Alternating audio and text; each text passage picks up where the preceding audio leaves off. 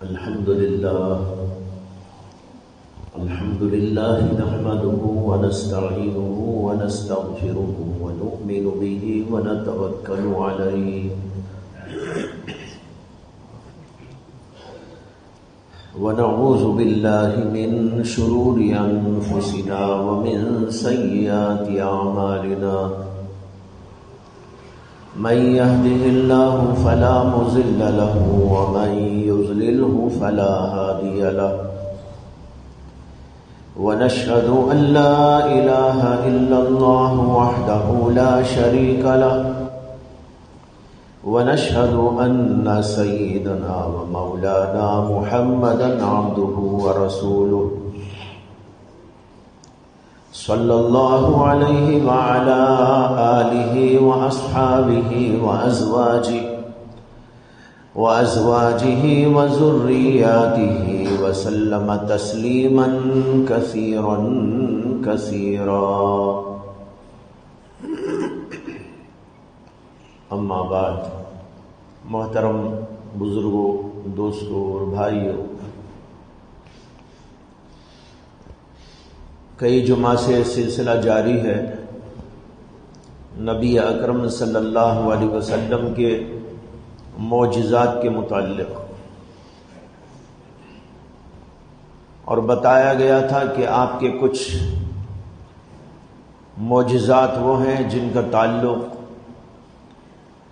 آپ کے اخلاق اور علم، سچائی و دیانت، صداقت و امانت سے، جن کو باطنی معجزات یا روحانی معجزات کہا جاتا ہے، اور دوسرے وہ معجزات ہیں جو ظاہری اور حسی معجزات کہلاتے ہیں۔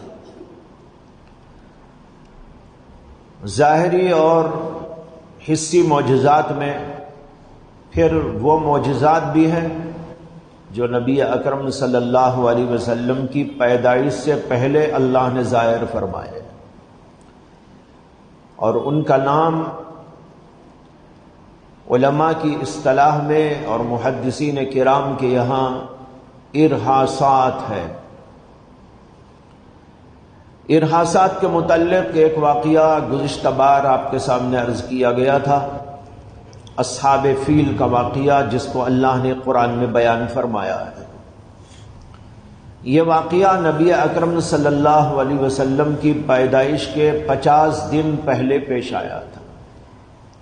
50 دن بعد اللہ کے نبی علیہ السلام دنیا میں تشریف لائے۔ پھر جب اللہ نے آپ کو نبوت عطا فرمائی تو اس کے بعد آپ کے ہاتھ پر بے شمار معجزات کا ظہور ہوا۔ بعض علماء کی تحقیق یہ ہے کہ نبی اکرم صلی اللہ علیہ وسلم کے ہاتھ سے 2000 سے زیادہ معجزات صادر ہوئے۔ اکثر بیشتر پیغمبر جو گزرے ہیں ان کے ہاتھوں ایک معجزہ، 2 معجزے، 3-4 معجزے، کسی کے 10 معجزے، کسی کے 20 معجزے، لیکن اللہ نے محمد الرسول اللہ صلی اللہ علیہ وسلم کو بے شمار معجزات عطا فرمائے، یہاں تک کہ جیسے میں نے عرض کیا کہ بعض علماء کی تحقیق یہ ہے کہ 2000 سے زیادہ معجزات، اور بعض نے تو یہ بھی تصریح کر دی ہے کہ اللہ کے نبی صلی اللہ علیہ وسلم کے ہاتھوں سے 3000 معجزات ظاہر ہوئے۔ چلتے پھرتے، اٹھتے بیٹھتے، بولتے چالتے، سفر میں، حضر میں، مختلف موقعوں پر معجزات کا ظہور ہوتا رہتا تھا۔ معجزات کہتے ہیں ایسی چیز کو جو کوئی اور انسان نہیں کر سکتا، بلکہ اللہ اپنے نبی کے ہاتھوں اس کو صادر کراتا ہے۔ دوسرا کوئی انسان چاہے تو ایسا کر نہیں سکتا۔ نبی اکرم صلی اللہ علیہ وسلم کے ایسے معجزات بے شمار ہیں جو ظاہری اور حسی معجزات کہلاتے ہیں، اور پھر ان میں بعض بہت بڑے بڑے اور عظیم الشان ہیں، اور بعض اس کے اعتبار سے چھوٹے چھوٹے معجزات ہیں۔ چھوٹے چھوٹے معجزات میں ان کی تو تعداد بیان کرنا مشکل ہے. اللہ کے نبی علیہ الصلاۃ والسلام سے چلتے پھرتے اٹھتے بیٹھتے صادر ہوتے رہتے تھے. جیسے مثال کے طور پر احادیث کے اندر آتا ہے کہ غزوہ خندق کا موقع تھا. نبی اکرم صلی اللہ علیہ وسلم بھی اور حضرات صحابہ بھی سب کے سب بھوکے اور پیاسے تھے. اسی بھوک اور پیاس کی حالت کے اندر خندقیں کھودی جا رہی تھی اور ایک جگہ پر صحابہ کرام خندق کھود رہے تھے کہ بہت بڑی چٹان آ گئی. حضرات صحابہ کرام نے بہت کوشش کی، ساروں نے مل کر بہت کوشش کی، اپنے ہتھیار سے اس کو توڑے اور اس کو پھوڑ دیں، لیکن وہ اتنی زبردست قسم کی چٹان تھی کہ اتنے سارے صحابہ کرام کے ہاتھوں بھی وہ ٹوٹ نہ پائی. صحابہ کرام نے جا کر نبی اکرم صلی اللہ علیہ وسلم سے عرض کیا کہ یا رسول اللہ، فلاں جگہ پر خندق کھودی جا رہی ہے اور وہاں پر ایک چٹان بیچ میں حائل ہو گئی، اس یہ خندق کھودی نہیں جا سکی اور ہم نے بہت کوشش کی کہ اس کو توڑے اور پھوڑے اور اس پتھر کو نکال ڈالے، لیکن وہ اتنی بڑی چٹان ہے کہ ہمارے ہاتھوں سے یہ کام نہیں ہو سکتا. اللہ کے نبی علیہ الصلاۃ والسلام تشریف لائے اور اس کو دیکھا اور اپنی کلہاڑی کو اپنے ہاتھ میں لیا اور اس کے بعد قرآن پاک کی ایک آیت پڑھی، تمت کلمۃ ربک صدقا وعدلا لا مبدل لکلماتہ وہو السمیع العلیم. یہ پڑھ کر اللہ کے نبی نے اس کے اوپر ایک زور سے مار مارا تو ایک ہی مار سے وہ چٹان پاش پاش ہو گئی. یہ ہے معجزہ. لیکن یہ سب بہت چھوٹے چھوٹے معجزے ہیں اللہ کے نبی علیہ الصلاۃ والسلام کے. چلتے پھرتے اٹھتے بیٹھتے ہوتے تھے. اسی طریقے پر اسی واقعے میں آتا ہے کہ حضرات صحابہ کرام سب کے سب بھوکے تھے، پیاسے تھے، بڑی شدت کی بھوک تھی. اسی موقع کا یہ واقعہ آتا ہے جو آپ نے سنا ہوگا. ایک صحابی رسول اکرم صلی اللہ علیہ وسلم کی خدمت اقدس میں آئے اور عرض کیا کہ یا رسول اللہ، بھوک کی شدت کی وجہ سے میں نے پیٹ پہ پتھر باندھ لیا ہے. اللہ کے نبی علیہ السلام نے اس کو بتایا کہ دیکھ میرے پیٹ کے اوپر تو 2 پتھر بنے ہوئے ہیں. بہت سے لوگ اس حدیث کا مطلب نہیں سمجھتے کہ بھئی پتھر باندھنے سے کیا ہوتا ہے. بہتوں کو اشکال بھی ہو سکتا ہے کہ اگر آدمی کو بھوک لگے تو پتھر کیوں باندھ لے؟ پہلے ہی بےتاب ہے، پہلے ہی بھوکا ہے، پہلے ہی پیاسا ہے، پہلے ہی توانائی کھو چکا ہے، گر پڑ سکتا ہے، ناتوانی کی وجہ سے، ضعف اور پریشانی کی وجہ سے، اور اس میں پتھر بھی باندھ لے اور اپنے بوجھ کے ساتھ پتھر کا بوجھ بھی سنبھالنے لگے. بہت سے لوگ اس حقیقت کو نہیں سمجھتے کہ کیا ہے جو حدیثوں میں آیا ہے. بات دراصل یہ ہے کہ یہ ہر پتھر کے بارے میں نہیں ہے. احادیث کے اندر یہ مضمون آیا ہے کہ نبی اکرم صلی اللہ علیہ وسلم بھی، حضرات صحابہ کرام بھی بسا اوقات بھوک کی شدت کے موقع پر پتھر باندھ لیا کرتے تھے. لوگ یہ سمجھتے ہیں کہ یہ عام پتھر ہے اور سمجھ میں آتا نہیں لوگوں کو.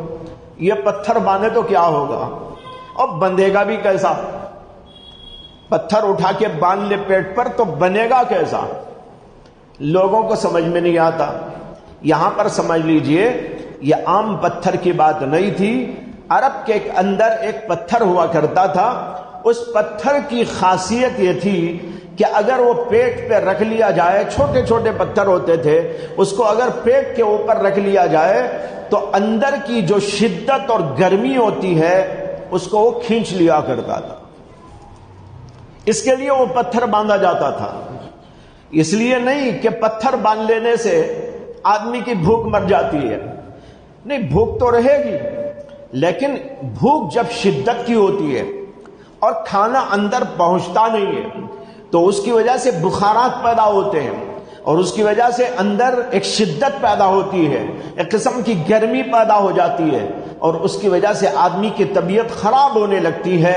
تو وہاں کا ایک طریقہ یہ تھا کہ اس موقع پر پتھر باندھتے تھے، وہ خاص قسم کا پتھر، تاکہ اندر کی گرمی کو وہ چوس لے اور اندر کی گرمی کو وہ جذب کر لے۔ بہرحال بڑی شدت کی بھوک جاری تھی حضرات صحابہ کرام کے درمیان میں، تو حضرت جابر بن عبداللہ رضی اللہ عنہ کے دل میں آیا کہ کیوں نہ میں اللہ کے نبی علیہ السلام کو دعوت دوں اور اپنے گھر میں بلاؤں۔ وہ اپنی بیوی کے پاس گئے اور جا کر کہا کہ اللہ کے نبی علیہ السلام بہت بھوکے ہیں، پریشان ہیں، میں چاہتا ہوں کہ اللہ کے نبی علیہ السلام کو دعوت دوں، کیا گھر میں کچھ ہے جو اللہ کے نبی کے لیے پکا کے ہم رکھ دیں؟ تو بیوی نے کہا کہ ہاں، تھوڑا سا آٹا ہے اور تھوڑا سا گوشت ہے، اللہ کے نبی کے لیے ہم اس کو پکوا دیں گے۔ انہوں نے حکم دیا بیوی کو کہ اس کو تیار کرے اور کہا کہ میں جا رہا ہوں اللہ کے نبی علیہ السلام کی خدمت میں اور آپ کو دعوت دوں گا، تم ذرا ادھر تیار کرو اور میں اللہ کے نبی کو لے کے آ رہا ہوں۔ اللہ کے نبی علیہ السلام کی خدمت میں پہنچے حضرت جابر اور جا کر عرض کیا کہ یا رسول اللہ، آپ بہت بھوکے ہیں، میرا جی چاہتا ہے کہ آپ میرے گھر تشریف لائیں اور میری دعوت قبول فرمائیں۔ اللہ کے نبی صلی اللہ علیہ وسلم نے کہا کہ ہاں بھائی، بڑی شدید ضرورت ہے، میں بھی اور سب کے سب بھوکے ہیں۔ اللہ کے نبی نے اتنا سننے کے بعد صحابہ میں اعلان کرا دیا، 4-5 ہزار صحابہ تھے، 4 سے 5 ہزار صحابہ کرام تھے۔ اللہ کے نبی نے صحابہ کو حکم دیا کہ جابر کے گھر میں دعوت ہے، چلو۔ حضرت جابر کا دماغ گھومنے لگا، ہمارے گھر میں تو 1-2 آدمیوں کا کھانا ہے، چند روٹیاں ہیں، تھوڑا سا گوشت ہے، اللہ کے نبی کے لیے اس کو پکوایا گیا تھا، ایک آدمی اور کوئی آ جائے تو ٹھیک، لیکن 4-5 ہزار آدمیوں کا کھانا میں کہاں سے لاؤں؟ ادھر اللہ کے نبی نے حکم دیا اور ادھر جابر رضی اللہ عنہ اپنے گھر کی طرف دوڑے، جا کر بیوی سے کہا ارے غضب ہو گیا، کیا ہوا؟ کہا کہ میں نے تو اللہ کے نبی کو دعوت دی تھی اور اللہ کے نبی نے حکم دے دیا تمام صحابہ کو چلنے کا، اور یہ 4-5 ہزار صحابہ میرے گھر آ رہے ہیں، کیا کھلائیں؟ ان کی بیوی بڑی عقل مند تھی، بیوی نے کہا تم نے تمام صحابہ کو بلایا ہے یا اللہ کے نبی نے بلایا ہے؟ انہوں نے کہا میں نے تو اللہ کے نبی کو بلایا تھا، اللہ کے نبی نے صحابہ کو بلایا ہے۔ تو کہا کہ آپ کو فکر کی کیا ضرورت ہے، آپ نے تو اللہ کے نبی کو بلایا، اللہ کے نبی نے صحابہ کو دعوت دی ہے، جب اللہ کے نبی نے ان کو دعوت دی ہے تو خدا خود اس کا انتظام کرے۔ عجیب ایمان تھا ان حضرات کا، ادھر یہ ہو رہا تھا، ادھر اللہ کے نبی علیہ السلام صحابہ کو لے کر حضرت جابر کے گھر پہنچ گئے۔ تھوڑی سی روٹیاں بنائی گئی تھی، تھوڑا سا سالن بنایا گیا تھا، صحابہ کو لے کر پہنچے۔ اللہ کے نبی علیہ السلام گھر بھی چھوٹے ہوتے تھے، 4-5 ہزار، آج بھی کوئی گھر ایسا نہیں ہوتا کہ 4-5 ہزار لوگ اس میں آ جائے، اس کے لیے تو شادی محل خریدا جاتا ہے، شادی محل کرائے پہ لیا جاتا ہے، کوئی بڑی دعوت کرنی ہوتی ہے تو وہاں چھوٹے چھوٹے گھروں میں اتنے لوگ سمانے کا سوال کیا پیدا ہوتا ہے۔ سب کے سب لوگ آ رہے ہیں۔ اللہ کے نبی علیہ السلام نے حضرت جابر سے کہا کیا پکایا ہے؟ کہا یا رسول اللہ کچھ روٹیاں ہیں اور کچھ سالن ہے۔ اللہ کے نبی نے حکم دیا کہ میری یہ چادر لے جاؤ، رومال لے جاؤ، روٹیوں پر اور سالن پہ اس کو ڈال دینا اور بیوی سے کہنا کہ وہ نکالتی رہے اور دیتی رہے، نکالتی رہے اور دیتی رہے۔ اللہ کے نبی صلی اللہ علیہ وسلم کے حکم کے مطابق کھانے پر چادر ڈال دی گئی، روٹیوں پر چادر ڈال دی گئی، اور صحابہ کرام کو بلایا جاتا تھا، 10-10 12 آدمیوں کو یا 8-10 آدمیوں کو اللہ کے نبی کا حکم ہوتا تھا کہ ان کو کھلاتے رہو، کھلایا جاتا رہا۔ وہ 2 4 5 8 10 روٹیاں جو تھیں وہ ہزاروں کے لیے کافی ہو گئی، اور سارے کے سارے صحابہ کرام کھا کر پی کر بالکل حشاش بشاش چلے گئے، اور اخیر میں اللہ کے نبی علیہ الصلوۃ والسلام نے کھانا تناول فرمایا، اور پھر بھی بچے کا بچا رہا، اور دیکھا تو جتنا شروع میں تھا اتنا ہی باقی۔ ایسے معجزات اللہ کے نبی علیہ الصلوۃ والسلام کے متعدد مواقع پر پیش آئے۔ تھوڑا سا کھانا بے شمار لوگوں کے لیے کافی ہو گیا۔ ایک بار سفر میں یہ واقعہ پیش آیا کہ نبی اکرم صلی اللہ علیہ وسلم ایک سفر میں تھے، جنگ کا سفر تھا، غزوے کا سفر تھا، اور غزوے سے واپسی ہو رہی تھی، اور ایک جگہ پر رات میں پڑاؤ ڈالا، اور جب صبح کی اذان کا وقت ہوا تو اس وقت حضرات صحابہ کرام اٹھ کر پانی کو تلاش کرنے لگے، لیکن اس علاقے میں کہیں پانی موجود نہیں تھا، پورا علاقہ کہیں بھی پانی نہیں۔ اس صحابہ کرام کے بعد جو پانی تھا وہ رات میں ختم ہو گیا، کسی کے پاس لوٹے میں تھا، کسی کے پاس کسی اور چیز میں تھا، کسی مشکیزے میں تھا، اس کو استعمال کر لیا گیا تھا اپنی حاجتوں کے لیے، ضرورتوں کے لیے، پینے کے لیے، دھونے دھانے کے لیے۔ اب کوئی پانی وہاں موجود نہیں، اور پورے علاقے میں کہیں پانی موجود نہیں۔ اللہ کے نبی علیہ الصلوۃ والسلام نے حکم دیا صحابہ کو کہ تلاش کرو آس پاس کے علاقے میں، لیکن حضرات صحابہ نے آ کر بتایا کہ کہیں بھی پانی موجود نہیں۔ نبی اکرم صلی اللہ علیہ وسلم نے صحابہ کو حکم دیا کہ تمہارے پاس مشکیزوں میں یا تمہارے لوٹوں میں جو چند قطرے موجود ہیں اسی کو لے کر آؤ، اور پھر ایک برتن کے اندر اللہ کے نبی نے وہ پانی کے قطروں کو جمع کیا اور اپنا ہاتھ اس کے اندر ڈال دیا۔ حضرات صحابہ کہتے ہیں آپ کی انگلیوں سے چشمے جاری ہو گئے، انگلیوں کے اندر سے پانی نکل رہا ہے، اتنا نکل رہا ہے، اتنا نکل رہا ہے۔ اللہ کے نبی نے اپنا ہاتھ ایسے ہی رکھ کر حضرات صحابہ کو حکم دے دیا جس کو جتنا پانی لینا ہے یہاں سے لیتا رہے۔ کسی کو ضرورت تھی وضو کرنے کی، کسی کو ضرورت تھی غسل کرنے کی، کسی کو ضرورت تھی پینے کی، کسی کو ضرورت تھی پکانے کی، کسی کو ضرورت تھی دھونے دھانے کی۔ لوگ آتے رہے اور اپنے اپنے برتنوں میں پانی ڈال ڈال کر لے جاتے رہے، اور یہاں سے چشموں کا سلسلہ برابر جاری ہے، یہاں تک کہ سارے صحابہ نے نہا کر، دھو کر، وضو کر کے، اپنی ضروریات سے فراغت پا کر سب لوگوں نے پانی کو وصول کر لیا۔ تب اللہ کے نبی نے ہاتھ اٹھایا تو تب وہ پانی رک گیا۔ یہ ہے معجزہ اللہ کے نبی علیہ الصلوۃ والسلام کا۔ یہ تو سفر کا واقعہ ہے، بخاری شریف کے اندر مدینے کے اندر کا واقعہ ذکر کیا گیا ہے۔ حضرت انس بن مالک رضی اللہ عنہ فرماتے ہیں کہ اللہ کے نبی علیہ الصلوۃ والسلام کی مجلس ہو رہی تھی، لوگ بیٹھے ہوئے تھے، یہاں تک کہ عصر کی نماز کا وقت آ گیا تو جن لوگوں کے گھر قریب تھے وہ تو اٹھ کر گھروں میں چلے گئے وضو کرنے کے لیے، لیکن وہاں دور دور سے آئے ہوئے لوگ بھی تھے، ان کا تو کوئی گھر وہاں موجود نہیں تھا، اور اتفاق سے وہاں پانی بھی موجود نہیں تھا۔ مدینے میں، مکے میں پانی کی قلت بہت زیادہ تھی اس دور کے اندر، تو پانی کہیں موجود نہیں تھا۔ اللہ کے نبی علیہ الصلوۃ والسلام نے ایک برتن منگایا جس کو عربی میں مخزب کہا جاتا ہے، اس کا ترجمہ ہمارے ہاں کے عرف میں کر سکتے ہیں ٹب، یعنی ٹب جسے کہتے ہیں نا، ایسا کوئی برتن تھا۔ اللہ کے نبی صلی اللہ علیہ وسلم نے اس کو منگایا اور اس کے اندر اپنی انگلیوں کو چھوڑ دیا، اور اس سے چشمہ ابلنے لگا، یہاں تک کہ تمام صحابہ کرام جو وہاں موجود تھے انہوں نے وضو کر لیا۔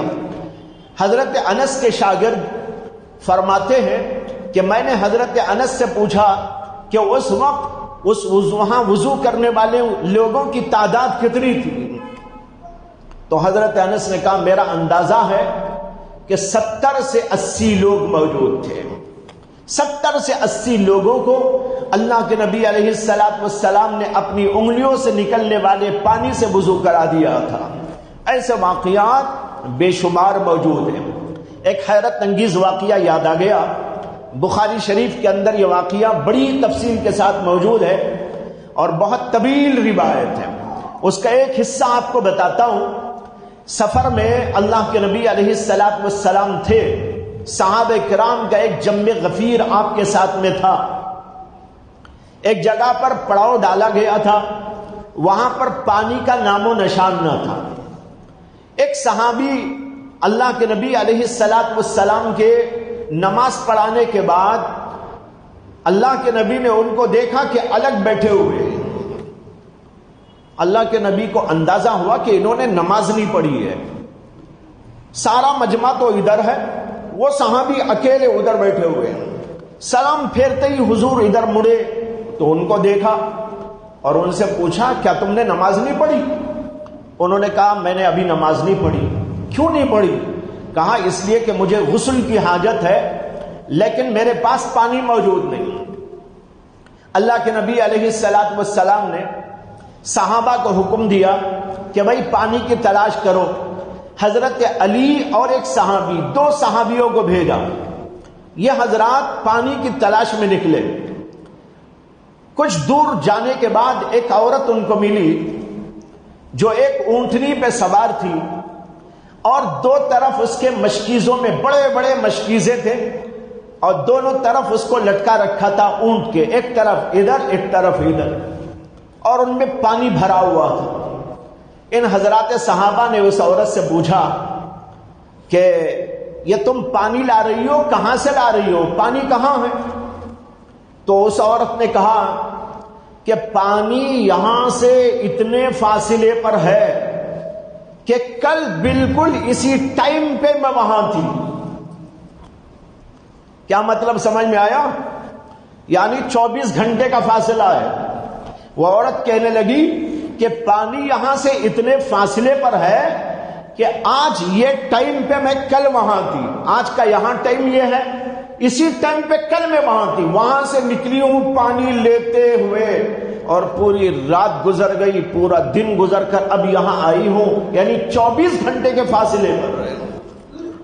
اور اسی کے ساتھ اس عورت نے کہا کہ ہمارے گھر میں کوئی مرد نہیں ہے، سب کہیں گئے ہوئے ہیں، اس لیے مجبوراً میں یہاں پر نکلی ہوں۔ یہ بخاری کی روایت کے اندر وہ کافر عورت تھی، زمانے جاہلیت کی عورت تھی، لیکن اس نے جب اس سے سوال کیا گیا کہ پانی کہاں، تو ایک تو اس نے بتایا کہ اتنی دوری پر وہ پانی ہے، اور دوسرے اسی کے ساتھ یہ جملہ کہا ہمارے گھر میں کوئی مرد نہیں تھا اس لیے میں نکلی ہوں۔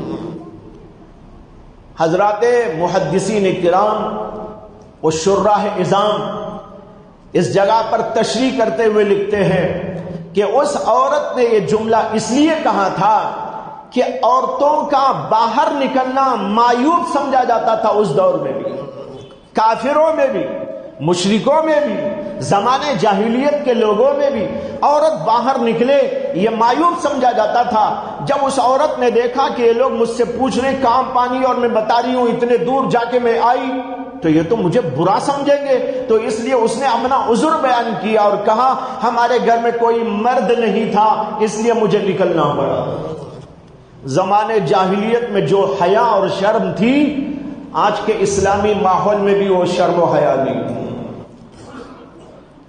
کیسا عورتیں نکل رہی ہیں، کیسا بے حیا بن کے جا رہی ہیں، جہاں چاہتی ہیں جاتی ہیں، جب چاہتی ہیں جاتی ہیں، کوئی روک ٹوک نہیں، کچھ بھی نہیں۔ میں غیروں کے معاشرے کی بات نہیں کرتا، میں اپنوں کے معاشرے کی بات کر رہا ہوں، مسلمانوں کے معاشرے کی بات کر رہا ہوں۔ یہ ایک وہ عورت جو اب تک اسلام تک نہیں لائی، اپنے کفر کے اوپر قائم ہے، اس کو بھی یہ محسوس ہو رہا ہے کہ بھائی میرے باہر نکلنے پر لوگوں کو اعتراض ہو سکتا ہے، یہ بڑی معیوب بات ہے، یہ غلط بات ہے، اس لیے وہ اپنا عذر پیش کر رہی ہے میرے گھر میں کوئی مرد نہیں تھا اس لیے مجھ کو نکلنا۔ بہرحال آگے کا واقعہ سنیے کہ ان صحابہ نے جب یہ معلوم کیا کہ پانی اتنے فاصلے پر ہے، اب یہاں سے جانا وہاں سے لے کر آنا 24 گھنٹے کے بعد پانی ملے گا، سفر ادھر کرنا ہے اللہ کے نبی صلی اللہ علیہ وسلم، تو اتنا لمبا چوڑا وقت کہاں سے لائیں؟ تو ان حضرات صحابہ نے اس عورت سے کہا کہ تیرا تھوڑا سا پانی ہم لینا چاہتے ہیں، ہمارے نبی علیہ السلام یہاں تشریف فرما، ذرا وہاں پر چل تھوڑا سا پانی دے دے۔ تو عورت کہنے لگی پہلے تو اچھا ان کے پاس چلنا ہے، وہ صابی یعنی بدین، حضور کو بدین کہتے تھے وہ لوگ، صابی کے پاس چلنا ہے۔ صحابہ کرام نے یوں کہا ہاں جو تو سمجھ رہی ہے انہی کے پاس چلنا ہے۔ صحابہ کا بھی عجیب حال تھا، یہ نہیں کہا کہ ہاں، صرف ہاں نہیں کہا، اگر ہاں کہتے تو نعوذ باللہ یہ سمجھ میں آتا کہ صحابہ بھی اللہ کے نبی کو صابی بول رہے، اس لیے ان لوگوں نے کہا ہاں جن کو تو مراد لے رہی ہے، جن کو تو سمجھ رہی ہے انہی کے پاس چل۔ خیر وہ عورت حضور اقدس صلی اللہ علیہ وسلم کے پاس جو ہے ان صحابہ کے ساتھ آئی، حضرات صحابہ نے حضور کو بتایا کہ یا رسول اللہ یہ عورت پانی لا رہی تھی اور اس نے بتایا کہ یہاں سے تو 24 گھنٹے کے فاصلے پر پانی ہے، اس لیے ہم نے اس سے گزارش کی کہ تھوڑا پانی دے دے، ہم اس کو آپ کی خدمت میں لائے۔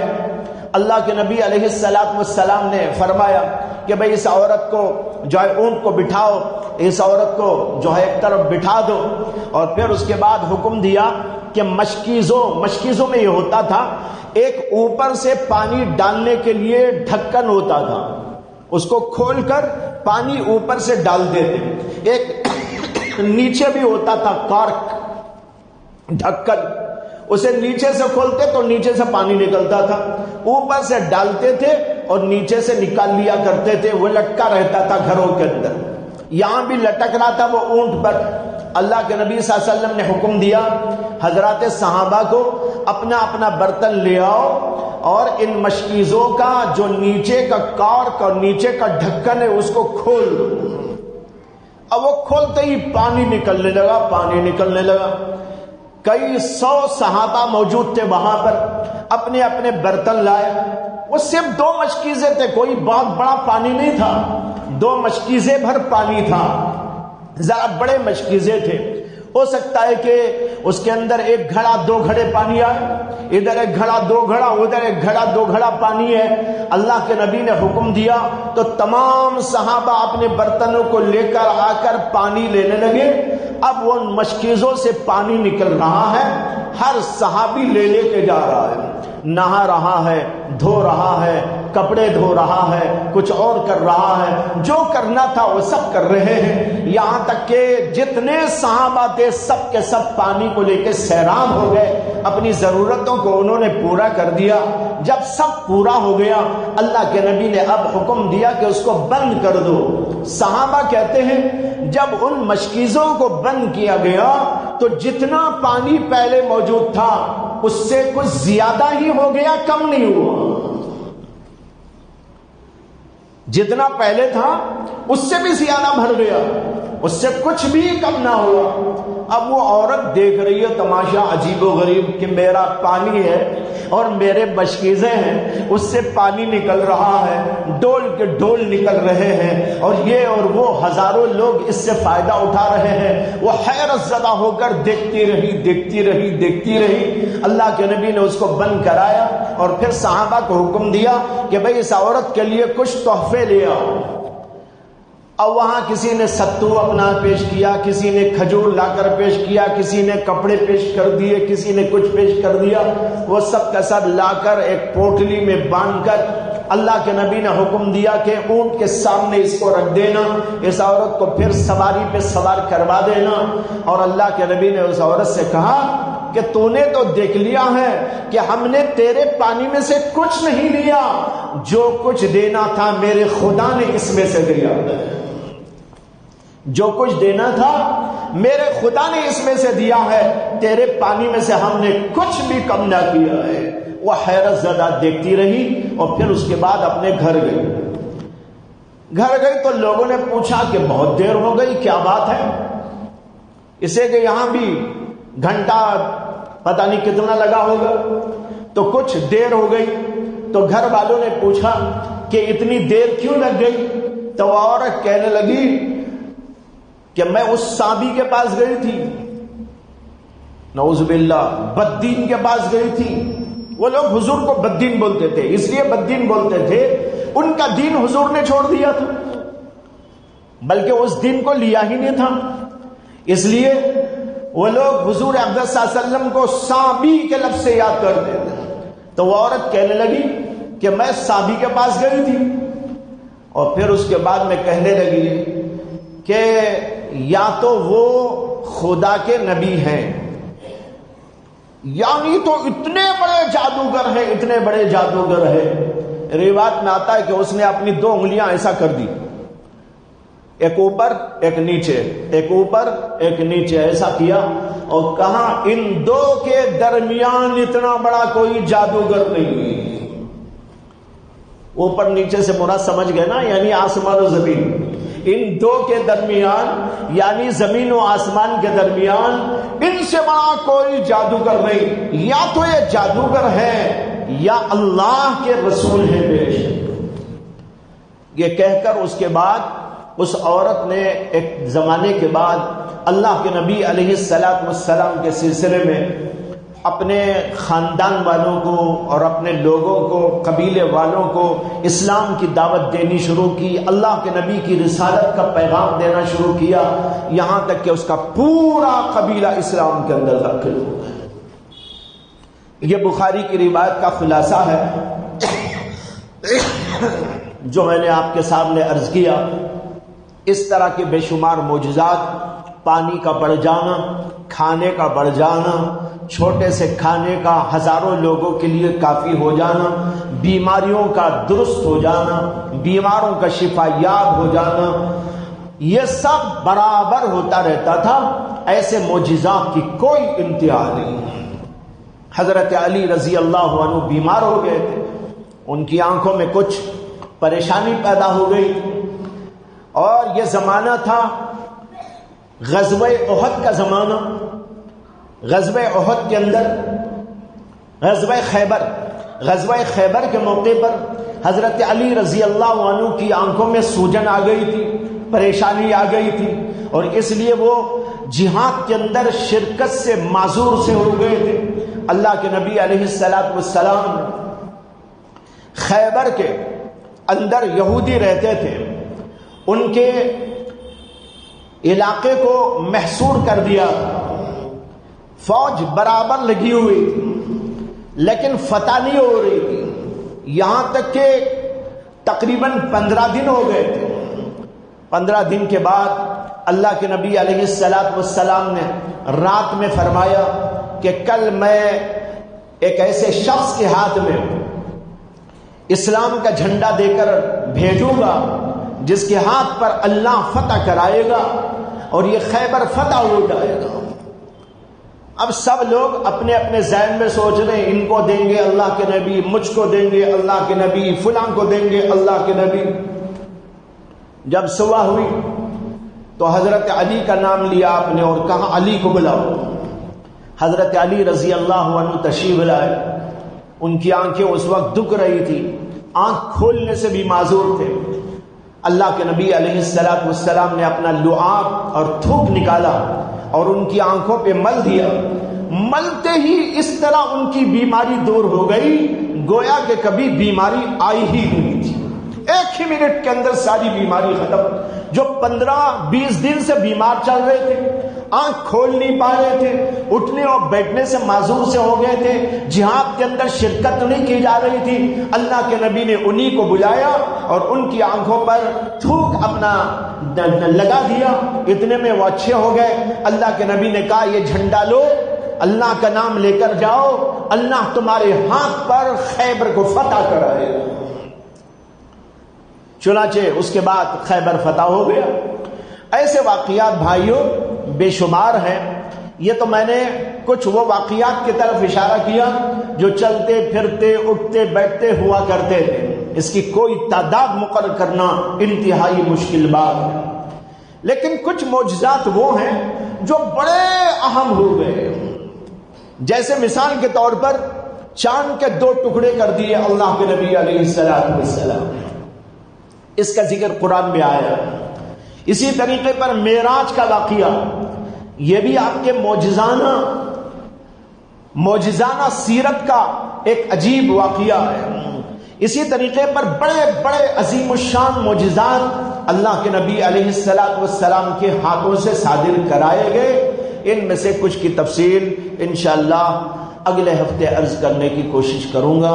وآخر دعوانا الحمدللہ رب